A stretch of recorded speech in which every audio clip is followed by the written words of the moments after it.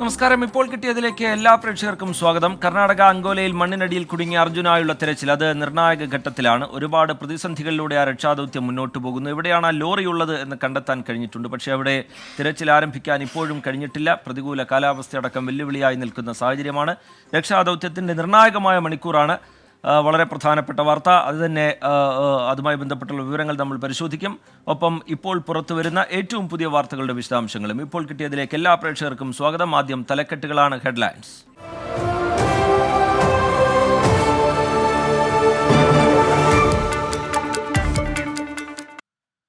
ഇപ്പോൾ കിട്ടിയത് വിശദമായ റിപ്പോർട്ടുകളിലേക്ക് കടക്കുകയാണ്. കർണാടക അങ്കോലയിൽ മണ്ണിനടിയിൽ കുടുങ്ങിയ അർജുനായുള്ള തെരച്ചിൽ അത് നിർണായക ഘട്ടത്തിലാണ്. അതിലൊരു വഴിത്തിരിവുണ്ടാകുന്നു. ലോറി അകപ്പെട്ട സ്ഥലം കണ്ടെത്തിയെന്ന് മന്ത്രി കെ.ബി. ഗണേഷ് കുമാർ 24നോട് വ്യക്തമാക്കി. വാഹനം പുഴയിലേക്ക് വീണിട്ടില്ല എന്ന് നാവികസേനയുടെ പരിശോധനയിൽ സ്ഥിരീകരിക്കുന്നുണ്ട്.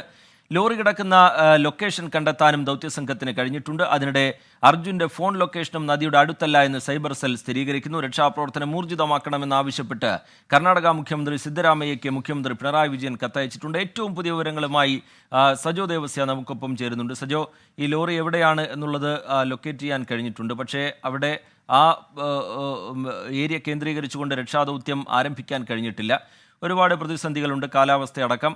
ഒപ്പം തന്നെ വലിയ മണ്ണ് മലയാണ് വീണിരിക്കുന്നത്. അത് മാറ്റി ആ ലോറി കണ്ടെത്തുക എന്നുള്ളതൊക്കെ വലിയ പ്രതിസന്ധികൾ മുന്നിലുള്ള ദൗത്യമാണ്. ഈ ഘട്ടത്തിൽ രക്ഷാദൗത്യം എവിടെയാണ് എത്തി നിൽക്കുന്നത്, സജു? റിജിത്ത്, ഷിരൂരിലെ അങ്കോലയിൽ ദേശീയപാത 66 ചേർന്ന ഭാഗത്താണ് ഈ വലിയ തോതിലൊരു കുന്ന് തന്നെ ഇടിഞ്ഞ് റോട്ടിലേക്ക് പതിച്ചത്. അവിടെ ദേശീയപാത വികസിപ്പിച്ചിരുന്നു. അതിൻ്റെ ഭാഗമായി കുന്നിടിച്ച് മണ്ണ് നീക്കിയിരുന്നു. അതിലൊരു ഭാഗമാണ് താഴേക്ക് പതിച്ചത്. ഇപ്പോൾ ഈ രക്ഷാപ്രവർത്തനം എന്നത് പൂർണ്ണമായും കരയിലേക്ക് കേന്ദ്രീകരിച്ചിട്ടുണ്ട്. രക്ഷാദൗത്യം കരയിലേക്കും കേന്ദ്രീകരിച്ചിട്ടുണ്ട്. ഗംഗാവലി നദിയിൽ അകപ്പെട്ടിരിക്കാമെന്ന സംശയത്തെ തുടർന്ന് നേവിയുടെയും ഡൈവർമാർ എത്തിയിരുന്നു. അവരോട് പരിശോധന നടത്തി. പക്ഷേ നദിയിൽ അകപ്പെട്ടിട്ടില്ല എന്നൊരു, നദിയുടെ അടിത്തട്ടിൽ ഈ വാഹനം അകപ്പെട്ടിട്ടുണ്ടാവില്ല എന്നൊരു നിഗമനമാണ് ഇപ്പോൾ ഉള്ളത്. ആ പരിശോധന, നദിയിലെ പരിശോധന അവസാനിപ്പിച്ചത് പൂർണ്ണമായും കരയിലേക്ക് കേന്ദ്രീകരിച്ചിട്ടുണ്ട്. ലൊക്കേഷൻ എന്നത് ഈ മൺകൂനയ്ക്കടിയിൽ തന്നെയാണ്, ഈ മണ്ണിന് അടിയിൽ തന്നെയാണ് ലൊക്കേഷൻ ഉള്ളത്. പക്ഷേ സാധാരണഗതിയിൽ നമ്മളൊരു ദുരന്തമുഖത്ത് പ്രതീക്ഷിക്കുന്ന അത്ര വേഗതയോടുകൂടി രക്ഷാപ്രവർത്തനം ഉണ്ടോ എന്ന് ചോദിച്ചാൽ നമ്മൾ ആ നിലയ്ക്ക് അതിനെ വിലയിരുത്തേണ്ടതുണ്ട്. പക്ഷേ ഇപ്പോൾ ചെയ്യുന്നൊരു കാര്യം പൂർണ്ണമായും വശങ്ങളിൽ നിന്ന് മണ്ണുമാന്തി യന്ത്രങ്ങൾ ഉപയോഗിച്ച് മണ്ണ് നീക്കുകയാണ്. മെറ്റൽ ഡിറ്റക്ടർ എടുത്ത് ഏറെക്കുറെ ലൊക്കേഷൻ നോക്കുന്നുണ്ട്. ഒരു ടീം കൂടി, അതായത് കുറച്ചുകൂടി ടെക്നിക്കൽ സപ്പോർട്ട് കൂടി മംഗളൂരു ടീം കൂടി എത്തി സപ്പോർട്ട് നൽകും എന്നാണ് നമ്മളിപ്പോൾ അവിടെ നിന്ന് മനസ്സിലാക്കുന്നത്. അങ്ങനെ വരുമ്പോൾ രണ്ട് ഭാഗങ്ങളിൽ നിന്ന് കൂടുതൽ മികവുള്ള, കുറെ കൂടി സാങ്കേതികമായി മെച്ചപ്പെട്ട മെറ്റൽ ഡിറ്റക്ടറുടെ സേവനം കൂടി ഇനിയും ലഭ്യമാക്കുന്നുണ്ട്. അവിടെ നിലവിൽ ഇത് ഉപയോഗിച്ച് തന്നെ ഒരു പരിശോധന നടത്തി. അതിൽ പക്ഷേ കൂടുതൽ പുരോഗതി എന്ന് പറയാൻ കഴിയുകയില്ല. അതേസമയം ഇവിടെ ഇപ്പോഴും ഈ മണ്ണ് നീക്കം നടക്കുന്നുണ്ട്. അത് ഈ ലൊക്കേഷനിലേക്ക്, അതായത് GPS ലൊക്കേഷനാണ് കിട്ടിയത്. ആ GPS ലൊക്കേഷൻ എക്സാക്ട് ശരിയായിക്കൊള്ളണം എന്നില്ല. അത് കുറെ കൂടി അക്യുറേറ്റ് ആയ ഒരു ലൊക്കേഷൻ കിട്ടുക എന്നത് കുറച്ചുകൂടി സാങ്കേതിക വിദ്യയിൽ മെച്ചപ്പെട്ട മെറ്റൽ ഡിറ്റക്ടർ ഉപയോഗിച്ച് നോക്കണം. അത് ഒരു തവണ 2-3 തവണ അത്തരം പരിശോധന നടത്തി കുറെ കൂടി മെച്ചപ്പെട്ട സംവിധാനങ്ങൾ കൂടി അങ്ങോട്ടേക്ക് എത്തിക്കുന്നുണ്ട്. ഇപ്പോൾ അവിടെ നടക്കുന്നത് ഈ പാതയുടെ ഒരു ഭാഗത്ത്, അതായത് ഗംഗാവലി നദിയോട് ചേർന്നാണ് ഈ പാതയുള്ളത്. പാതയോട് ചേർന്ന ഭാഗത്തേക്ക് പൂർണ്ണമായും മണ്ണ് ഇടിഞ്ഞെത്തിയിരുന്നു. ആ ഭാഗത്തു കൂടിയാണ് ഇപ്പോഴും മണ്ണ് നീക്കുന്നത്. അത് സംബന്ധിച്ച് ചില പരാതികളൊക്കെ അവിടെ എത്തിയ ഈ വാഹനത്തിൻ്റെ ഉടമയടക്കമുള്ള ആളുകളും മറ്റുമൊക്കെ ഉന്നയിച്ചിരുന്നു. പക്ഷേ അതിൽ രക്ഷാപ്രവർത്തകരുടെ ഭാഗമായി അല്ലെങ്കിൽ അവിടുത്തെ ഉന്നത ഉദ്യോഗസ്ഥരിൽ നമുക്ക് ലഭ്യമാകുന്ന ഒരു വിവരം, ആ പാത ആദ്യം ഒന്ന് ക്ലിയർ ചെയ്യുക എന്നത് ഈ ദൗത്യം കുറെ കൂടി വേഗത്തിൽ മുന്നോട്ട് പോകാൻ ആവശ്യമാണ് എന്നാണ് അവർ വ്യക്തമാക്കുന്ന ഒരു കാര്യം. യഥാർത്ഥത്തിൽ ഈ ലോറി കിടക്കുന്ന ലൊക്കേഷനോട് ചേർന്നുള്ള ഭാഗത്തേക്ക് കുഴിക്കുകയോ അതിലേക്ക് വളരെ വേഗത്തിൽ അടുത്തേക്ക് എത്താനോ ഇതുവരെ കഴിഞ്ഞിട്ടില്ല. പക്ഷേ അപ്പോഴും പ്രതീക്ഷയ്ക്ക് വകയുള്ള ധാരാളം കാര്യങ്ങളുണ്ട്. മറ്റൊരു പ്രധാനപ്പെട്ട വെല്ലുവിളിയായി ഇടയ്ക്കിടെ ഇടവിട്ട അതിശക്തമായ മഴ ലഭ്യമാകുന്നുണ്ട്. മഴയുടെ ശക്തി ചില ഘട്ടങ്ങളിൽ ദുർബലമാകും. അപ്പോൾ കുറെ കൂടി ഈ മണ്ണ് നീക്കം ആക്സിലറേറ്റ് ചെയ്യപ്പെടും, പക്ഷേ വേഗത കൂടും. പക്ഷേ പിന്നീട് വീണ്ടും അതിശക്തമായ മഴ ലഭ്യമാകുന്നുണ്ട്. ഒപ്പം കൂടുതൽ മണ്ണിടിച്ചിലിനുള്ള ആശങ്കയുണ്ട് എന്ന് അവിടെ നേരത്തെ തന്നെ ഉദ്യോഗസ്ഥരൊക്കെ തന്നെ പറഞ്ഞിരുന്നു. കാരണം ഇതിൻ്റെ ഒരു ഭാഗം തന്നെ ഇടിഞ്ഞ് അവിടെ ഒരു സാധാരണഗതിയിൽ ഒരു സോയിൽ നെയിലിംഗ് ഒക്കെ ചെയ്യാറുണ്ട്. അത്തരം നെയിലിംഗ് ഒന്നും അവിടെ ഉണ്ടായിരുന്നില്ല. മണ്ണെടുത്തത് തന്നെ അശാസ്ത്രീയമായാണ്. അതിവിടെ നിന്ന് കൂടുതൽ മണ്ണിടിച്ചിലുണ്ടാകാനുള്ള സാധ്യത. ഇടവിട്ട് പെയ്യുന്ന ശക്തമായ മഴ മലയുടെ മുകളിൽ നിന്ന് വലിയ തോതിൽ വെള്ളം ഒലിച്ചിറങ്ങി ചെളിയായി രൂപാന്തരം പ്രാപിക്കുന്നതൊക്കെ വലിയ പ്രതിസന്ധിയാണ്. മറ്റൊന്ന്, വലിയ അളവിലുള്ള മണ്ണാണ് അവിടെ വന്ന് പതിച്ചിരിക്കുന്നത്. ഒരു കുന്ന് തന്നെ അപ്പാടെ എന്ന് തോന്നിപ്പിക്കും വിധമാണ് ഇടിഞ്ഞ് താഴേക്ക് പതിച്ചിരിക്കുന്നത്. അവ നീക്കം ചെയ്യുക കുറെ കൂടി വേഗത്തിൽ ഈ രക്ഷാപ്രവർത്തനം നടക്കേണ്ടതായിരുന്നു. അതുതന്നെയും വൈകിയും. ഇപ്പോൾ മണ്ണുമാന്തി യന്ത്രങ്ങൾ ഉപയോഗിച്ച് വശങ്ങളിൽ നിന്ന് മണ്ണ് നീക്കുകയാണ്. അതായത് പാതയോട് ചേർന്ന ഭാഗങ്ങളിൽ നിന്നാണ് മണ്ണ് മാറ്റിക്കൊണ്ടിരിക്കുന്നത്. യഥാർത്ഥത്തിൽ ഈ ലോറി ഉണ്ട് എന്ന ലൊക്കേഷൻ GPS ലൊക്കേഷൻ ലഭിച്ചത് ഈ പാതയുടെ ഒരു വശത്താണ്. അതായത് കുറെ കൂടി ഈ മണ്ണിട്ട് ഇടിഞ്ഞ ഭാഗത്തോട് ചേർന്ന പ്രദേശത്താണ്. അതായത് റോഡിൻ്റെ ഒരു വശത്താണ്. ആ വശത്തായിരുന്നു ഈ വാഹനം ഉണ്ടായിരുന്നത്. അതിന് മുകളിലേക്കാണ് എത്തിയത്. ഇപ്പോൾ റോഡിൻ്റെ ഒരു ഭാഗത്ത് നിന്നാണ് മണ്ണ് നീക്കി മുന്നോട്ട് നീങ്ങിക്കൊണ്ടിരിക്കുന്നത്. അത് കുറെ കൂടി വേഗത്തിൽ ആവണം എന്നൊരാവശ്യം നേരത്തെ തന്നെ സംസ്ഥാന സർക്കാരും സംസ്ഥാന മുഖ്യമന്ത്രിയും ഒക്കെ കർണാടക സർക്കാരുമായി ബന്ധപ്പെടുകയും കർണാടക മുഖ്യമന്ത്രി സിദ്ധരാമയ്യയുടെ ഓഫീസിൽ നിന്ന് തന്നെ ഇത് സംബന്ധിച്ച് ഏകോപനത്തിന് നിർദ്ദേശമുണ്ടാവുകയും ചെയ്തു. സർക്കാരും പ്രതിപക്ഷവും കോൺഗ്രസ് ദേശീയ നേതാക്കളും ഒക്കെ അങ്ങനെയുള്ള ആളുകളുടെ ഒക്കെ ഒരു സമ്മർദ്ദം ഇതിനൊടുവിൽ കുറെ കൂടി ഇതിന് വേഗം കൈവന്നു. പക്ഷേ അപ്പോഴും കുറെ കൂടി ശുഭകരമായ വാർത്തയിലേക്ക് എത്താൻ ഇനിയും കുറെ കൂടി സമയമെടുക്കുമെന്നാണ് നമ്മൾ കരുതുന്നത്. കാരണം ഇത് ശ്രമകരമായ ദൗത്യമാണ്, അത് ദുഷ്കരമാണ്. പുഴയിൽ സംബന്ധിച്ച ആ ഒരു സംശയം ഏറെക്കുറെ, അത് പൂർണ്ണമല്ലെങ്കിൽ കൂടിയും ഏറെക്കുറെ ആ പരിശോധന അവിടെ അവസാനിപ്പിച്ചിട്ടുണ്ട്. ഇപ്പോൾ അവിടെ നിന്നുള്ള ഉദ്യോഗസ്ഥർ പറയുന്നത് പുഴയിൽ ഇനി പരിശോധനയുടെ ആവശ്യമില്ല, അങ്ങോട്ടേക്ക് അർജുൻ ഉൾപ്പെട്ട വാഹനം പതിച്ചിട്ടില്ല എന്നതാണ് നിഗമനം. ഒപ്പം GPS ലൊക്കേഷനുണ്ട്, മുകളിൽ നിന്ന് കുഴിക്കുക എന്നത് സംബന്ധിച്ചൊക്കെ ചില ചർച്ചകൾ ഉണ്ടായിരുന്നത്. പക്ഷേ ഇപ്പോൾ ഈ ദുരന്ത നിവാരണ വിദഗ്ധരൊക്കെ പറയുന്നത് ഈ ഇരുഭാഗവും ഈ മണ്ണിടിഞ്ഞ് വീണതിൻ്റെ ചുറ്റുവട്ടം പൂർണ്ണമായും തെളിച്ചെടുക്കുക, അതായത് മണ്ണ് നീക്കി വാഹനങ്ങൾ എങ്ങോട്ട് വേണമെങ്കിലും എപ്പോൾ വേണമെങ്കിലും നീങ്ങാൻ കഴിയും വിധം തെളിച്ചെടുക്കുക, അവിടെ നിന്ന് മണ്ണ് വെട്ടി ഇറക്കുന്ന മാതൃകയിൽ വെട്ടി ഇറക്കി അങ്ങനെ അതിലേക്ക് അടുത്തേക്ക് പോവുക. ഒപ്പം മറ്റു കുറെ കൂടി രക്ഷാപ്രവർത്തകർക്കൊക്കെ കാര്യങ്ങൾ കുറെ കൂടി എളുപ്പമാകും വിധം ചുറ്റും ക്രമീകരണങ്ങൾ ഒരുക്കുക, ഇരുഭാഗങ്ങളിൽ വ്യത്യസ്ത ഭാഗങ്ങളിൽ നിന്ന് മണ്ണ് നീക്കി അകത്തേക്ക് പോവുക എന്നതാണ്. പക്ഷെ അത് കൂടുതൽ വൈകുന്നു, മഴ ഇടപെട്ട് പെയ്യുന്നുണ്ട്, കൂടുതൽ രാത്രിയായ രക്ഷാദൗത്യം കൂടുതൽ ദുഷ്കരമാകും. ഒപ്പം ഈ രക്ഷാപ്രവർത്തക ടീമിനൊപ്പം കൂടുതൽ 2 അഡീഷണൽ ടീമിനെയും കൂടിയും നിയോഗിച്ചു എന്നാണ് ഇപ്പോൾ അവിടെ നിന്ന് നമ്മൾ ഉദ്യോഗസ്ഥരിൽ നിന്ന് മനസ്സിലാക്കുന്നത്. അവർ കൂടി ടീമിനൊപ്പം ജോയിൻ ചെയ്യും. പക്ഷേ എക്സാക്റ്റ് ഈ GPS ഏതായാലും വ്യക്തമാക്കുന്നത് അതൊരു നിർണായക വിവരമായിരുന്നു. അതായത് ഈ രക്ഷാപ്രവർത്തനത്തിൽ ഒരു വഴിത്തിരിവാകുന്ന ഒരു നിർണായക വിവരം തന്നെയായിരുന്നു. അതായത് മണ്ണിനടിയിൽ തന്നെ ഈ വാഹനമുണ്ട്, അവിടെ വളരെ വേഗത്തിൽ ആ വാഹനത്തോട് അടുപ്പിച്ച് മണ്ണ് നീക്കം ചെയ്യുക, അങ്ങോട്ടേക്ക് അടുത്ത് മണ്ണ് നീക്കം ചെയ്യുക, ആ വാഹനം പുറത്തേക്ക് എത്തിക്കാൻ വിധമുള്ള വളരെ വേഗത്തിലുള്ള ഇടപെടൽ ഉണ്ടാവുക എന്നതാണ്. ദുരന്തമുഖത്ത് നമ്മൾ കുറെ കൂടി വേഗത്തിലുള്ള ഇടപെടൽ പ്രതീക്ഷിക്കും. പക്ഷേ ഇപ്പോൾ അതിന് വേഗം കൈവന്നിട്ടുണ്ട്. പക്ഷേ പ്രതീക്ഷിക്കുന്ന അത്ര വേഗമുണ്ടോ എന്ന് ചോദിച്ചാൽ അത് ആ നിലയ്ക്ക് നമ്മൾ കാത്തിരുന്ന് കാണേണ്ട ഒരു സംഗതിയാണ്. പക്ഷേ അവിടെ ഇപ്പോൾ കുറെ കൂടി വേഗത്തിൽ കുറെ കൂടി മെച്ചപ്പെട്ട നിലയിൽ മണ്ണ് നീക്കം ഉൾപ്പെടെ നടക്കുന്നുണ്ട്. അത് കുറെ കൂടി വേഗത്തിൽ പൂർത്തീകരിക്കാൻ കഴിയുകയാണെങ്കിൽ നമുക്ക് ശുഭകരമായ വാർത്ത. ശരി, നേരത്തെ ഉണ്ടായിരുന്നതിൽ നിന്ന് അല്പം കൂടി വേഗത്തിൽ അവിടെ രക്ഷാപ്രവർത്തനം നടക്കുന്നുണ്ട് എന്നുള്ളതാണ് ഏറ്റവും ഒടുവിലായി മനസ്സിലാക്കുന്നത്. അർജുൻ ഉൾപ്പെട്ട വാഹനം പുഴയിലേക്ക് വീണിട്ടില്ല എന്നുള്ളൊരു നിഗമനത്തിൽ തന്നെയാണുള്ളത്. ആ ലോറിയുള്ള സ്ഥലം ഏതാണ്ട് ലൊക്കേറ്റ് ചെയ്യാൻ കഴിഞ്ഞിട്ടുണ്ട്. ആ ഏരിയ കേന്ദ്രീകരിച്ചുകൊണ്ടുള്ള തിരച്ചിൽ ആണ് ഇപ്പോൾ നടന്നുകൊണ്ടിരിക്കുന്നത്. ഏറ്റവും നിർണായകമായൊരു ഘട്ടമാണ്. ആ രക്ഷാദൗത്യത്തിൻ്റെ കൂടുതൽ അംഗങ്ങൾ ആ ടീമിനൊപ്പം വരും മണിക്കൂറുകളിൽ ചേരും എന്നുള്ള വിവരം കൂടി ഈ ഘട്ടത്തിൽ ലഭ്യമാകുന്നുണ്ട്. സമീർ സി മുഹമ്മദ് കൂടി വിവരങ്ങളുമായി ചേരുകയാണ് കോഴിക്കോട്ട് നിന്ന്. സമീർ, പ്രതീക്ഷയോടുകൂടി കാത്തിരിക്കുകയാണ് അർജുൻ്റെ കുടുംബം മാത്രമല്ല കേരളം ഒന്നാകെ, മലയാളികൾ ഒന്നാകെ ഒരു ശുഭവാർത്ത പ്രതീക്ഷിച്ചുകൊണ്ട് കാത്തിരിക്കുന്ന മണിക്കൂറാണ്. രക്ഷാദൗത്യത്തെ ഉറ്റുനോക്കുന്ന മണിക്കൂറാണ്. രാവിലെ ഈ വാഹനത്തിൻ്റെ എൻജിൻ പ്രവർത്തിച്ചതും മൊബൈൽ ഫോൺ റിങ് ചെയ്തതുമൊക്കെ ഒരു പ്രതീക്ഷ ആ കുടുംബത്തിന് എല്ലാവർക്കും നൽകുന്നുണ്ട്. അവർ പ്രതികരിക്കുന്നത് എന്താണ്? ഈ രക്ഷാദൗത്യവുമായി ബന്ധപ്പെട്ട വിവരങ്ങൾ, എന്തെങ്കിലും പുതിയ വിവരങ്ങൾ അവർക്ക് ഈ ഘട്ടത്തിൽ കിട്ടുന്നുണ്ടോ സമീർ?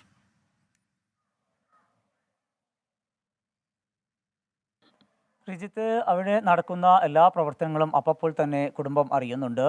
അർജുൻ്റെ സഹോദരനും അതുപോലെ തന്നെ അർജുൻ്റെ ഭാര്യയുടെ സഹോദരനും, ഈ 2 പേരും ഇപ്പോൾ അവിടെയാണുള്ളത്. ഒപ്പം ഈ വാഹനത്തിന് ഉടമയായിട്ടുള്ള മനാഫും അവിടെയുണ്ട്. ഈ രക്ഷാപ്രവർത്തനം നടത്തുന്ന ഭാഗത്തേക്ക് അവർ എത്തിയിട്ടുണ്ട്. എല്ലാ കാര്യങ്ങളും അപ്പോൾ അവർ അർജുൻ്റെ മാതാപിതാക്കളെയും അതുപോലെ തന്നെ ഭാര്യയും സഹോദരിമാരെയും ഒക്കെ അറിയിക്കുന്നുണ്ട്. വളരെ ശുഭകരമായ ഒരു വാർത്തയ്ക്കായി എല്ലാവരും പ്രാർത്ഥനയോടെ കാത്തിരിക്കുകയാണ്, പ്രത്യാശയോടുകൂടെ കാത്തിരിക്കുകയാണ്. വലിയ നല്ല രീതിയിൽ തന്നെ ഉള്ള ഒരു പ്രവർത്തനങ്ങളാണ് അവിടെ ഇപ്പോൾ നടക്കുന്നത് എന്നാണ് ഏറ്റവും ഒടുവിൽ അവർ അറിയിച്ചിരിക്കുന്നത്. അതുകൊണ്ട് തന്നെ അർജുനെ ഒരു കുഴപ്പമില്ലാതെ, ഒരു പ്രശ്നമില്ലാതെ അർജുനെ രക്ഷപ്പെടുത്താൻ കഴിയും എന്നുള്ള ഒരു ശുഭാപ്തി വിശ്വാസത്തിൽ എല്ലാവരും ഉള്ളത്. നാവികസേനയുടെയും അതുപോലെ തന്നെ ദുരന്ത നിവാരണ സേനയുടെ ഒക്കെ സാന്നിധ്യമുണ്ട്. വലിയ രീതിയിലുള്ള പ്രവർത്തനങ്ങൾ, രക്ഷാപ്രവർത്തനം പുരോഗമിക്കുന്നുമുണ്ട്. ഞാനിപ്പോൾ നിൽക്കുന്നത് അർജുൻ്റെ തൊട്ടടുത്തുള്ള വീട്ടിലാണ്. ഇവിടെ സുഹൃത്തുക്കളും അതുപോലെ തന്നെ നാട്ടുകാരും ഒക്കെ അർജുന് വേണ്ടി കൊണ്ടുള്ള പ്രാർത്ഥനയോടും പ്രത്യാശയോടും കൂടെ ഇവിടെ കാത്തിരിക്കുകയാണ്. നല്ല രീതിയിലുള്ള ഒരു ദ്രുതഗതിയിൽ തന്നെയുള്ള പ്രവർത്തനങ്ങൾ അവിടെ നടക്കുന്നു എന്നാണ് അറിയുന്നത്. അതെ, അതിൽ ഞങ്ങൾക്ക് സന്തോഷമുണ്ട്. 2 ദിവസം മുന്നേ ഇത് ഇങ്ങനെ ഒരു പ്രവർത്തനം നടക്കുകയാണെങ്കിൽ ഞങ്ങൾക്ക് ഇന്നൊരു റിസൾട്ട് അറിയായിരുന്നു അവൻ്റെ ഒരു കാര്യത്തിൽ. അത് ഇന്നിപ്പോൾ എല്ലാ സർക്കാരുകളും എല്ലാം ഇടപെട്ട സ്ഥിതിക്ക് ഇപ്പോൾ തുടർച്ചയായിട്ട് പ്രവർത്തനങ്ങൾ അവിടെ നടക്കുന്നുണ്ട് എന്നുള്ളത് അറിഞ്ഞാൽ ഞങ്ങൾക്ക് വളരെ സന്തോഷമുണ്ട്. ഞങ്ങളിപ്പോഴും പ്രാർത്ഥിച്ചിരിക്കുന്നത് അവൻ ജീവനോടെ വരട്ടെ എന്നുള്ള ഒരു പ്രാർത്ഥനയാണ് ഞങ്ങൾക്ക് എല്ലാവർക്കും, ഈ നാട്ടുകാർക്ക് എല്ലാവർക്കുമുള്ളത്. അവൻ്റെ ഒരു മൂത്ത പെങ്ങൾ, 2ാമത്തെ ആളാണ്, 3ാമതൊരു പെങ്ങളുണ്ട്, ഒരു 1.5 വയസ്സുള്ള കുട്ടിയുണ്ട്. അതൊക്കെ എല്ലാവർക്കും ആ കുടുംബത്തിന് വേണ്ടിയിട്ട് ഞങ്ങൾ എല്ലാവരും നാട്ടുകാരെല്ലാം വേണ്ടിയിട്ട് കാത്തിരിക്കുകയാണ്. തീർച്ചയായിട്ടും അവൻ ജീവനോടെ ഞമ്മക്ക് ഇങ്ങോട്ട് വരട്ടെ എന്നുള്ളൊരു പ്രാർത്ഥനയാണ് ഞങ്ങൾ. ഈ അവസരത്തിൽ ഞങ്ങൾ എല്ലാവരും, നാട് മുഴുവൻ എല്ലാവരും അവന് വേണ്ടിയിട്ടുള്ള പ്രാർത്ഥനയായിട്ട് കാത്തിരിക്കുകയാണ്. റിജിത്ത്, എല്ലാവരും വലിയ ഒരു പ്രതീക്ഷയോട് കൂടി തന്നെയാണ് അർജുന് ഒരു കുഴപ്പവും ഉണ്ടാവില്ല, അർജുൻ നല്ല ആരോഗ്യവാനായിക്കൊണ്ട് ഇതിനെ തിരിച്ചു വരും എന്നുള്ള ഒരു പ്രതീക്ഷയാണ്, അതിനുള്ള പ്രാർത്ഥനയിലാണ് നാടൊന്നാകെ. എന്തായാലും നാട്ടുകാരും അതുപോലെ തന്നെ ബന്ധുക്കളും ഒക്കെ പറയുന്ന ഒരു പ്രധാനപ്പെട്ട കാര്യം, നേരത്തെ തന്നെ ഇക്കാര്യം അധികൃതരെ അറിയിച്ചിരുന്നതാണ്, കർണാടക സർക്കാരിനെയും പോലീസിനെയും ഒക്കെ അറിയിച്ചിരുന്നതാണ്. പക്ഷേ ആദ്യഘട്ടത്തിൽ അവരുടെ ഭാഗത്തുനിന്ന് ഒരു വിധത്തിലുമുള്ള പ്രവർത്തനങ്ങളും ഉണ്ടായില്ല. രക്ഷാപ്രവർത്തനത്തിന് അവർ മുൻകൈയെടുത്തില്ല. ആ റോഡിലെ ഗതാഗത കുരുക്ക് മാറ്റുന്നതിന്, അതായത് അവിടുത്തെ മണ്ണ് മാറ്റുന്നതിനും ഗതാഗതം പുനഃസ്ഥാപിക്കാനുമുള്ള ആത്മാർത്ഥത അവർ പക്ഷേ രക്ഷാദൗത്യം ആദ്യഘട്ടത്തിൽ ഇഴഞ്ഞാണ് നീങ്ങിയത് എന്നുള്ള പരാതി, അതിന് പിന്നാലെ കർണാടക സർക്കാരിന് മേലുള്ള കേരള സർക്കാരിൻ്റെ സമ്മർദ്ദം, നടപടികൾ വേഗത്തിലാക്കണം, രക്ഷാദൗത്യം വേഗത്തിലാക്കണമെന്ന തരത്തിലുള്ള ഇടപെടലുകൾ, അതിനൊക്കെ പിന്നാലെ രക്ഷാദൗത്യത്തിന് അല്പം കൂടി വേഗം വേഗത കൈവന്നിട്ടുണ്ട് എന്നുള്ളതാണ് ഈ മണിക്കൂറിലെ ശ്രദ്ധേയമായ ഒരു വിവരം. അപ്പോഴും പ്രതിസന്ധിയായി നിൽക്കുന്നത് പ്രതികൂലമായ കാലാവസ്ഥയാണ്. ഇപ്പോഴും ആ മേഖലയിൽ കനത്ത മഴ ഇടവിട്ട് പെയ്യുന്ന സാഹചര്യമുണ്ട്. സജോ ദേവസിയും സമീർ സി മുഹമ്മദും വിവരങ്ങൾ നൽകുകയായിരുന്നു. ഗവർണർക്ക് വീണ്ടും തിരിച്ചടി. കേരള MG മലയാളം സർവകലാശാലകളിലെ വൈസ് ചാൻസലർ നിയമനത്തിനുള്ള സെർച്ച് കമ്മിറ്റി രൂപീകരണം കൂടി ഹൈക്കോടതി തടഞ്ഞു. ഇതോടെ 4 സർവകലാശാലകളിലെ സെർച്ച് കമ്മിറ്റി രൂപീകരണത്തിന് സ്റ്റേ ആയി. വിഷ്ണു സുരേഷ് ചേരുന്നുണ്ട് വിവരങ്ങളുമായി കൊച്ചിയിൽ നിന്ന്. വിഷ്ണു, കഴിഞ്ഞ ദിവസം കോടതിയിൽ നിന്ന് നേരിട്ട തിരിച്ചടി, അതിന് പിന്നാലെ വീണ്ടും തിരിച്ചടി, വിവരങ്ങൾ എന്താണ് വിഷ്ണു? രാജ്യത്തെ സർവകലാശാല പ്രതിനിധികൾ ഇല്ലാതെ UGCയുടെയും ചാൻസലറുടെയും പ്രതികളെ മാത്രം ഉൾപ്പെടുത്തി സെർച്ച് കമ്മിറ്റി രൂപീകരിച്ചതിനെതിരെയാണ് സർക്കാർ കോടതിയെ സമീപിച്ചത്. ഗവർണറുടെ ഈ നടപടി, കുഫോസുമായി ബന്ധപ്പെട്ടുള്ള നടപടി കഴിഞ്ഞ ദിവസം കോടതി സ്റ്റേ ചെയ്തിരുന്നു. ഇതിന് പിന്നാലെയാണ് നിലവിൽ MG യൂണിവേഴ്സിറ്റി, കേരള സർവകലാശാല, അതോടൊപ്പം മലയാള സർവകലാശാലയിലെയും സമാനമായ സെർച്ച് കമ്മിറ്റിക്ക് തടയിട്ടുകൊണ്ട് ഹൈക്കോടതി ഉത്തരവ് വന്നിരിക്കുന്നത്. 1 മാസത്തേക്കാണ് വിലക്ക്. ഇനി 2 യൂണിവേഴ്സിറ്റികളിൽ കൂടി സമാനമായ രീതിയിൽ സർക്കാർ ഈ ഗവർണർ നടപടി ചോദ്യം ചെയ്തിട്ടുണ്ട്. അതുകൂടി വരാനുണ്ട്. എന്തായാലും കഴിഞ്ഞ 4 വിധികളും ഗവർണറെ സംബന്ധിച്ചിടത്തോളം കനത്ത തിരിച്ചടിയാണ്. ഒരുപക്ഷെ ഡിവിഷൻ ബെഞ്ച് ഈ കേസ് പരിഗണിക്കുമ്പോൾ കൂടുതൽ പരാമർശങ്ങൾ ഗവർണർക്കെതിരെ ഉണ്ടാകാനുള്ള സാധ്യതയും നിലവിലുണ്ട്. കഴിഞ്ഞ തവണ ഈ വൈസ് ചാൻസലറുമായി ബന്ധപ്പെട്ടുള്ള വിവാദങ്ങൾ ഗവർണർക്കെതിരെ രൂക്ഷ വിമർശനം കോടതിയുടെ ഭാഗത്തുണ്ടായിരുന്നു. അത് ഇനി ഡിവിഷൻ ബെഞ്ച് പരിഗണിക്കുന്ന ഘട്ടത്തിൽ കൂടി ഉണ്ടാകുമെന്നാണ് നമ്മൾ മനസ്സിലാക്കുന്നത്. ശ്രീജിത്ത്. ശരി, വിഷ്ണു സുരേഷ് വിവരങ്ങൾ നൽകുകയായിരുന്നു കൊച്ചിയിൽ നിന്ന്. കർണാടക അങ്കോലയിൽ മണ്ണിനടിയിൽ കുടുങ്ങിയ അർജുനായുള്ള തെരച്ചിലിൽ നിർണായക വഴിത്തിരിവ്. ലോറി അകപ്പെട്ട സ്ഥലം കണ്ടെത്തിയെന്ന മന്ത്രി KB ഗണേഷ് കുമാർ. GPS വിവരങ്ങളുടെ അടിസ്ഥാനത്തിൽ പരിശോധന തുടരുന്നു. മൈക്രോസോഫ്റ്റ് വിൻഡോസിന്റെ സാങ്കേതിക തകരാറിനെ തുടർന്ന് വ്യാപക പ്രതിസന്ധി. ഇന്ത്യയിൽ ഉൾപ്പെടെ വിമാന സർവീസുകൾ തടസ്സപ്പെട്ടു. ലണ്ടൻ സ്റ്റോക്ക് എക്സ്ചേഞ്ചിന്റെ സേവനം നിലച്ചു. ഗവർണർക്ക് വീണ്ടും തിരിച്ചടി. കേരള MG മലയാളം സർവകലാശാലകളിലെ വൈസ് ചാൻസലർ നിയമനത്തിനുള്ള സെർച്ച് കമ്മിറ്റി രൂപീകരണം ഹൈക്കോടതി സ്റ്റേ ചെയ്തു. BJP സംഘടനാ ജനറൽ സെക്രട്ടറി സ്ഥാനത്ത് നിന്ന് K സുഭാഷിനെ തിരികെ വിളിച്ച RSS. ഉത്തര കേരളത്തിന്റെ ചുമതലയുള്ള സഹസമ്പർക്ക പ്രമുഖായി പുതിയ ഉത്തരവാദിത്വം ഏൽപ്പിച്ചു. തിരുവനന്തപുരം ചിറയൻകീഴ് മൂന്നാറ്റുമുക്ക് കനാലിൽ വീണ് വിദ്യാർത്ഥി മരിച്ചു. ഒഴുക്കിൽപ്പെട്ട ചിറയൻകീഴ് സ്വദേശി പ്രിൻസിന്റെ മൃതദേഹം കണ്ടെത്തി. എറണാകുളത്ത് H1N1 ബാധിച്ച് 4 വയസ്സുകാരൻ മരിച്ചു. ചികിത്സയിലിരിക്കെ മരിച്ചത് ആലങ്ങാട് ഒളനാട് സ്വദേശി ലിയോൺ ലിബു. കൊല്ലം ചടയമംഗലത്ത് ജ്വല്ലറിയിൽ പട്ടാപ്പകൽ ജീവനക്കാരുടെ മുഖത്ത് കുരുമുളക് സ്പ്രേ അടിച്ച് മോഷണ ശ്രമം. മോഷണം നടന്നത് പേരടം റോഡിൽ പ്രവർത്തിക്കുന്ന ശ്രീലക്ഷ്മി ജ്വല്ലറിയിൽ. സംസ്ഥാനത്ത് ഭക്ഷ്യസ്ഥാപനങ്ങളിൽ ജോലി ചെയ്യുന്നവർ 4 ആഴ്ചയ്ക്കുള്ളിൽ ഹെൽത്ത് കാർഡ് എടുത്തില്ലെങ്കിൽ കർശന നടപടി സ്വീകരിക്കുമെന്ന് ആരോഗ്യമന്ത്രി വീണ ജോർജ്. കനത്ത മഴയെ തുടർന്ന് കാപ്പാട് ബീച്ചിൽ നാളെ മുതൽ സന്ദർശകർക്ക് വിലക്ക്. 3 ദിവസത്തേക്ക് പ്രവേശനമില്ല.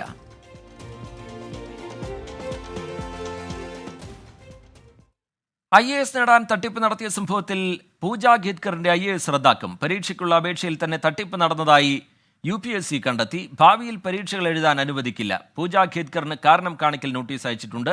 ശ്രീനാഥ് ചന്ദ്രൻ ചേരുന്നുണ്ട് വിവരങ്ങളുമായി മുംബൈയിൽ നിന്ന്. ശ്രീനാഥ്, കടുത്ത നടപടി തന്നെ വരുന്നു, വിവരങ്ങൾ. 2 തവണ പൂജ ഖേദ്കർ IAS പരീക്ഷ, സിവിൽ സർവീസ് പരീക്ഷ എഴുതിയിട്ടുണ്ട്. ആദ്യത്തെ ശ്രമത്തിൽ IAS നേടാൻ കഴിഞ്ഞില്ല. രണ്ടാമത്തെ ശ്രമത്തിലാണ് ഈ ചില മുൻഗണന കൂടി പരിഗണിച്ച് അവർക്ക് IAS കിട്ടുന്നത്. എന്നാൽ ഈ 2 തവണയും അപേക്ഷാ ഫോമിൽ പോലും വ്യക്തിഗത വിവരങ്ങൾ നൽകിയതിൽ വലിയ പൊരുത്തക്കേടുകളാണ് UPSC കണ്ടെത്തിയിരിക്കുന്നത്. അങ്ങനെ അപേക്ഷയിൽ നിന്ന് പോലും തട്ടിപ്പ് തുടങ്ങുന്നു എന്നതാണ് UPSCയുടെ കണ്ടെത്തൽ. അതുകൊണ്ട് കടുത്ത നടപടിയിലേക്ക് നീങ്ങുമെന്നതാണ് ഇപ്പോൾ വാർത്താക്കുറിപ്പിൽ UPSC അറിയിക്കുന്നതും. ആദ്യഘട്ടത്തിൽ പോലീസിന് പരാതി നൽകുകയാണ് UPSC ചെയ്യുന്നത്. FIR എഫ്ഐആർ ഇട്ട് ഈ കേസിൽ ക്രിമിനൽ നടപടി പൂജ ഖേദ്കർ നേരിടേണ്ടി വരും. രണ്ടാമതായി UPSC ഇവരെ മറ്റു പരീക്ഷകൾ, ഭാവിയിൽ പരീക്ഷകൾ എഴുതുന്നതിൽ നിന്ന് തടയുന്നതാണ്. അതോടൊപ്പം തന്നെ ഈ നിലവിൽ അവർക്ക് ലഭിച്ചിട്ടുള്ള IAS പദവി അത് റദ്ദാക്കും. പക്ഷേ അതിന് മുന്നോടിയായി ഇതിന്റെ നടപടിക്രമം എന്നുള്ള രീതിയിൽ അവരോടൊരു കാരണം കാണിക്കൽ നോട്ടീസ് നൽകി മറുപടി തേടേണ്ടതുണ്ട്. ആ മറുപടി തൃപ്തികരമല്ലെങ്കിൽ IAS റദ്ദാക്കും. പിന്നീട് ഭാവിയിൽ UPSC പരീക്ഷകൾ എഴുതാൻ കഴിയാത്ത വിധം അവരെ തടയും എന്നതാണ് UPSC അറിയിക്കുന്നത്. അങ്ങനെ വലിയൊരു പ്രതിസന്ധിയിലേക്ക് പൂജ ഖേദ്കർ ഏതായാലും പോവുകയാണ്. തട്ടിപ്പുകൾ ഓരോന്നായി പുറത്തു വന്നിട്ടുണ്ട്. ഇതിനോടകം തന്നെ സാമ്പത്തികമായി പിന്നോക്കമെന്ന സർട്ടിഫിക്കറ്റ്, ഭിന്നശേഷിക്കാരിയാണെന്നുള്ള സർട്ടിഫിക്കറ്റ്, ഇതിലൊക്കെ തന്നെ വ്യാജമായി തന്നെ ഉണ്ടാക്കിയതാണ് എന്ന് UPSCക്ക് ഈ നിഗമനമുണ്ട്. കേന്ദ്ര സർക്കാർ നിയോഗിച്ച കമ്മിറ്റി ഇതിൽ അടുത്ത ദിവസങ്ങളിൽ തന്നെ റിപ്പോർട്ട് നൽകുകയും ചെയ്യും. ഇതുകൂടി പരിഗണിച്ചാണ് മഹാരാഷ്ട്രയിലെ പരിശീലനം അവസാനിപ്പിച്ച് മസൂറിയിലെ അക്കാദമിയിലേക്ക് വരാൻ വേണ്ടി UPSC നേരത്തെ അവരോട് ആവശ്യപ്പെടുകയും ചെയ്തത്. അതുകൊണ്ട് IAS പോകാനുള്ള എല്ലാ സാധ്യതയും കാണുന്നു. പൂജയ്ക്ക് മാത്രമല്ല, പൂജയുടെ അമ്മയ്ക്ക് മേലും വലിയ കുരുക്ക് മുറുകയാണ്. തോക്ക് ചൂണ്ടി കർഷകരെ ഭീഷണിപ്പെടുത്തിയ കേസിൽ കഴിഞ്ഞ ദിവസമാണ് അവർ അറസ്റ്റിലായത്. ഏതായാലും ഇപ്പോൾ നാളെ വരെ അവർ ഇപ്പോൾ പോലീസ് കസ്റ്റഡിയിൽ തുടരുകയുമാണ്. കോടതി അവരെ പോലീസ് കസ്റ്റഡിയിൽ വിട്ടിട്ടുണ്ട്. ഒപ്പം അമ്മയുടെ പേരിലുള്ള ഒരു സ്ഥാപനം അത് നികുതി വെട്ടിപ്പ് നടത്തിയെന്ന കണ്ടെത്തലിനെ തുടർന്ന് പിംബ്രി ചിഞ്ചുവാദ് കോർപ്പറേഷൻ ആ സ്ഥാപനം ഇന്ന് പൂട്ടിക്കുകയും ചെയ്തിട്ടുണ്ട്. ശരി, ശ്രീനാഥ് ചന്ദ്രൻ വിവരങ്ങൾ നൽകുകയായിരുന്നു മുംബൈയിൽ നിന്ന്. മുഖ്യമന്ത്രി പിണറായി വിജയനെ പുകഴ്ത്തി ചാണ്ടി ഉമ്മൻ. ഉമ്മൻചാണ്ടി ആരോഗ്യ പ്രശ്നങ്ങൾ നേരിട്ടപ്പോൾ മുഖ്യമന്ത്രി പ്രത്യേക താല്പര്യം കാണിച്ച് ഒരുപാട് ഇടപെടലുകൾ നടത്തി. ഒരാളെ തിരിച്ചറിയുന്നത് ബുദ്ധിമുട്ട് നേരിടുന്ന സമയത്താണെന്നും ചാണ്ടി ഉമ്മൻ പറഞ്ഞു. പ്രിയപ്പെട്ട മുഖ്യമന്ത്രി, എൻ്റെ പിതാവിന് ഒരു ബുദ്ധിമുട്ട് വന്നപ്പോൾ അങ്ങെടുത്ത നിലപാട് ധീരമായിട്ടുള്ളൊരു നിലപാടാണ് എന്ന് ഞാൻ പറയുവാൻ ഈ അവസരമെടുക്കുക. അങ്ങയെ കാണുവാൻ ഞാൻ വന്നപ്പോൾ അങ്ങ് എന്നോട് പറഞ്ഞ കാര്യങ്ങൾ ഞാൻ മറക്കില്ല. അങ്ങ് അതുപോലെ തന്നെ അദ്ദേഹത്തിന്റെ ആരോഗ്യത്തിന് വേണ്ടി ചെയ്ത കാര്യങ്ങൾ ഞങ്ങൾ മറക്കില്ല. അദ്ദേഹം ഇവിടെ വന്നപ്പോൾ എത്രത്തോളം പ്രാധാന്യം അദ്ദേഹം ഉമ്മൻചാണ്ടിയുടെ ഓർമ്മകൾക്ക് കൊടുക്കുന്നുണ്ട് എന്ന് നമുക്ക് മനസ്സിലാക്കാൻ സാധിക്കും. അപ്പോൾ വ്യക്തി എന്ന നിലയിൽ പരസ്പര ബഹുമാനം എന്താണെന്ന് അദ്ദേഹം കാണിച്ചു തന്നിട്ടുണ്ട്. യോജിപ്പും വിയോജിപ്പും തുറന്നു പറഞ്ഞവരായിരുന്നു തങ്ങളെന്ന് മുഖ്യമന്ത്രി പിണറായി വിജയൻ. മുഖ്യമന്ത്രിയായി തന്നെ തീരുമാനിച്ചപ്പോൾ താൻ ആദ്യം കണ്ടത് ഉമ്മൻചാണ്ടിയായിരുന്നു. ബഹുമുഖ അറിവും നേതൃഗുണവും കൃത്യമായി ഉൾച്ചേർന്നിരുന്ന വ്യക്തിത്വമായിരുന്നു ഉമ്മൻചാണ്ടിയുടേതെന്നും പിണറായി വിജയൻ പറഞ്ഞു. ശ്രീ ഉമ്മൻചാണ്ടിയോട് പല കാര്യങ്ങളിലും എനിക്ക് യോജിപ്പുണ്ടായിരുന്നു, ചില കാര്യങ്ങളിൽ വിയോജിപ്പുമുണ്ടായിരുന്നു. ഇതേ വിധത്തിൽ തന്നെയായിരുന്നു അദ്ദേഹത്തിന് എന്നോടുള്ള ബന്ധവും. യോജിക്കുന്നതോ വിയോജിക്കുന്നതോ അല്ല പ്രശ്നം. എന്താണോ മനസ്സിലുള്ളത് അത് തുറന്നു പറയാൻ സ്വാതന്ത്ര്യമുണ്ടോ എന്നതാണ് ചർച്ച ചെയ്യപ്പെടേണ്ടത്. മുഖ്യമന്ത്രി പിണറായി വിജയനെ പുകഴ്ത്തി ചാണ്ടി ഉമ്മൻ. ഉമ്മൻചാണ്ടി ആരോഗ്യ പ്രശ്നങ്ങൾ നേരിട്ടപ്പോൾ മുഖ്യമന്ത്രി പ്രത്യേക താല്പര്യം കാണിച്ച് ഒരുപാട് ഇടപെടലുകൾ നടത്തി. ഒരാളെ തിരിച്ചറിയുന്നത് ബുദ്ധിമുട്ട് നേരിടുന്ന സമയത്താണെന്നും ചാണ്ടി ഉമ്മൻ. കൻവർ യാത്രാ റൂട്ടിൽ കടകളിൽ ഉടമസ്ഥരുടെ പേര് പ്രദർശിപ്പിക്കണമെന്ന വിവാദ ഉത്തരവിനെതിരെ JDU. പ്രധാനമന്ത്രി പറയുന്ന സബ്കാ സാത്ത് സബ്കാ വികാസ് സബ്കാ വിശ്വാസ് തത്വത്തിന്റെ ലംഘനമാണിതെന്ന് JDU. കോഴിക്കോട് കല്ലാച്ചിയിൽ കനത്ത കാറ്റിൽ മരങ്ങൾ വീണ് വീട് ഭാഗികമായി തകർന്നു. കുറ്റിപ്പുറം സൗത്തിലെ വലിയ പറമ്പത്ത് ദേവിയുടെ വീടിന് മുകളിലാണ് മരം വീണത്. നീലഗിരി ഗൂഡല്ലൂരിൽ തുണിക്കടയിൽ തീപിടുത്തം. നഗരത്തിലെ മാസാണി ടെക്സ്റ്റൈൽ ഷോപ്പിലാണ് തീപിടിച്ചത്. അഗ്നിരക്ഷാസേന എത്തി തീയണയ്ക്കാൻ ശ്രമം തുടരുന്നു. ഉത്സവകാലത്തെ ആന എഴുന്നള്ളിപ്പിൽ കൃത്യമായ മാർഗനിർദ്ദേശങ്ങൾ പുറത്തിറക്കണമെന്ന് ഹൈക്കോടതി. എഴുന്നള്ളിപ്പിന് അനുമതിക്കായി തലേദിവസം വരുന്ന പതിവ് ഇല്ലാതാക്കണമെന്നും കോടതി.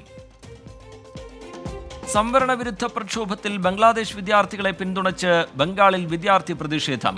ഇടതു വിദ്യാർത്ഥി സംഘടനകളാണ് കൊൽക്കത്തയിലെ തെരുവിൽ പ്രതിഷേധിച്ചത്. കൊച്ചി ഇൻഫോ പാർക്കിന് മുകളിൽ നിന്ന് യുവാവ് ചാടി മരിച്ചു. എൻസൈൻ കമ്പനി ജീവനക്കാരൻ ശ്രീരാജാണ് ആത്മഹത്യ ചെയ്തത്. കോഴിക്കോട് കാപ്പാട് ബീച്ചിൽ നാളെ മുതൽ 3 ദിവസം പ്രവേശനമില്ല. കനത്ത കാറ്റും മഴയും തുടരുന്ന സാഹചര്യത്തിലാണ് നിയന്ത്രണം. തിരുവനന്തപുരത്ത് നിന്നുള്ള ഇൻഡിഗോയുടെ സർവീസുകൾ റദ്ദാക്കി. ബംഗളൂരു, ഹൈദരാബാദ്, ചെന്നൈ സർവീസുകളാണ് റദ്ദാക്കിയത്. മൈക്രോസോഫ്റ്റിന്റെ ക്ലൗഡ് സേവനങ്ങളിലെ സാങ്കേതിക തകരാറിനെ ലോകവ്യാപകമായി ബാങ്കുകൾ, മാധ്യമങ്ങൾ, എയർലൈനുകൾ എന്നിവയുടെ പ്രവർത്തനം തടസ്സപ്പെട്ടിരിക്കുകയാണ്. ലണ്ടൻ സ്റ്റോക്ക് എക്സ്ചേഞ്ചിന്റെ സേവനം തടസ്സപ്പെട്ടു. ബ്രിട്ടീഷ് ന്യൂസ് ചാനലായ സ്കൈ ന്യൂസിന്റെ സംപ്രേഷണം നിലച്ചു. അമേരിക്കയിലെ എമർജൻസി സേവനങ്ങൾ തടസ്സപ്പെട്ടിട്ടുണ്ട്. ആഗോള സൈബർ സുരക്ഷാ സ്ഥാപനമായ ക്രൗഡ് സ്ട്രൈക്കിലെ തകരാറാണ് പ്രശ്നങ്ങൾക്ക് കാരണം. ഇന്ത്യയിൽ സ്പൈസ് ജെറ്റ്, ആകാശ, ഇൻഡിഗോ തുടങ്ങിയ കമ്പനികൾ ഓൺലൈൻ ബുക്കിംഗ് നിർത്തിയിട്ടുണ്ട്. ആർ അച്യുതൻ വിവരങ്ങളുമായി ചേരുകയാണ് ഡൽഹിയിൽ നിന്ന്. അച്യുതൻ, വലിയ പ്രതിസന്ധി എല്ലാ മേഖലകളിലും ഇതുണ്ടാക്കിയിട്ടുണ്ട്. എപ്പോഴേക്കൊരു പരിഹാരം, എന്തെങ്കിലും സൂചനകളുണ്ടോ അച്യുതൻ? റീജിത്ത്, ഈ മൈക്രോസോഫ്റ്റ് വിൻഡോസിലുണ്ടായ തകരാറ് ഇത് ആഗോള തലത്തിൽ തന്നെ വലിയ തരത്തിലുള്ള പ്രതിസന്ധി സൃഷ്ടിച്ചിരിക്കുകയാണ്. അത് ഏറ്റവും കൂടുതൽ ബാധിച്ചത് ഗതാഗത മാർഗം എന്ന് തന്നെ വിലയിരുത്തുവാൻ കഴിയും. കാരണം ഒരുപാട് വിമാന കമ്പനികൾക്ക് അവരുടെ ഓൺലൈൻ ബുക്കിംഗ് അതുപോലെ തന്നെ ചെക്ക് ഇൻ അടക്കമുള്ളവ നിർത്തിവെക്കേണ്ട ഒരു സാഹചര്യമുണ്ടായി. ഇന്ത്യയിലും അത് കാര്യമായി തന്നെ ബാധിച്ചു. സ്പൈസ് ജെറ്റ്, ആകാശ, ഇൻഡിഗോ തുടങ്ങിയ വിമാന കമ്പനികൾ അവരുടെ ഓൺലൈൻ ബുക്കിംഗ് നിർത്തിവെച്ചിട്ടുണ്ട്. മാത്രമല്ല പ്രമുഖ ബാങ്കുകൾ അതുപോലെ തന്നെ മാധ്യമ സ്ഥാപനങ്ങൾ എന്നിവയുടെ പ്രവർത്തനങ്ങളെയും ഇത് സാരമായി തന്നെ ബാധിച്ചിട്ടുണ്ട്. ഇതിൽ US-ലെ 911 സേവനങ്ങളാണ് തടസ്സപ്പെട്ടത്. ലണ്ടൻ സ്റ്റോക്ക് എക്സ്ചേഞ്ചിലെ സേവനങ്ങളും തടസ്സപ്പെട്ടിട്ടുണ്ട്. ആഗോള സൈബർ സുരക്ഷാ സ്ഥാപനമായ ക്രൗഡ് സ്ട്രൈക്കിലെ തകരാറാണ് ഈ പ്രശ്നങ്ങൾക്ക് കാരണമെന്നുള്ളതാണ് പ്രാഥമികമായി വിലയിരുത്തിയിട്ടുള്ളത്. എന്തായാലും നിരവധി വിമാന സർവീസുകളെയാണ് ഇത് തകിടം മറിച്ചിരിക്കുന്നത്. IT ഈ മേഖലയിൽ നേരിട്ട പ്രതിസന്ധി ശരി. ആർ അച്യുതൻ ഡൽഹിയിൽ നിന്ന് പുതിയ വിവരങ്ങൾ പങ്കുവയ്ക്കുകയായിരുന്നു. MDMA ആയുധങ്ങളും കൈവശം വെച്ച കേസിൽ വ്ലോഗർ വിഘ്നേഷ് എന്ന വിക്കി തഗ് കീഴടങ്ങി. പോലീസ് അറസ്റ്റ് ചെയ്തതിന് പിന്നാലെ ഇയാൾ ഓടി രക്ഷപ്പെടുകയായിരുന്നു. നിഖിൽ പ്രമേഷ് ചേരുന്നുണ്ട് വിവരങ്ങളുമായി പാലക്കാട്ട് നിന്ന്. നിഖിൽ, വിശദാംശങ്ങൾ എന്താണ്?